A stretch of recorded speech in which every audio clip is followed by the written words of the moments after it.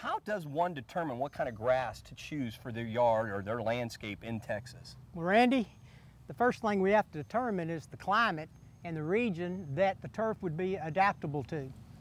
And there's a lot of zone charts you look at, but that's the first primary element. You have to determine, is this sod right for me in my part of Texas? Texas is a big place. There's a lot of varieties and a lot of uses for them. The second thing we need to consider is, after we make a selection that we can use this in the climate, will this grass be adapted to your particular situation, to your particular front yard or backyard? And when you're considering if it's adapted, you have to think about, number one factor typically with homeowners is shade. And so that would limit you right away to certain grasses. The next factor you would look at would probably be the levels of maintenance that are required from all these species. And you probably think you just mow, water, and fertilize them all equally, but all grasses are not created equally.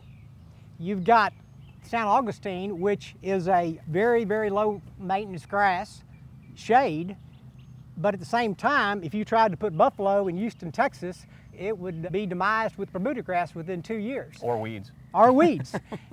You have to determine the level of maintenance that you intend to put into your turf grass, because these turf grasses all require different levels of maintenance. St. Augustine, for example, takes a moderate amount of fertilizing, insecticides for certain insects. Where you go to the zoysia, you would hardly use insecticides and very little chemical at all, and very little fertilization, about half the fertilization of this. So there's a lot of characteristics about these grasses you need to know, and there's a lot of good information at texasgrass.com.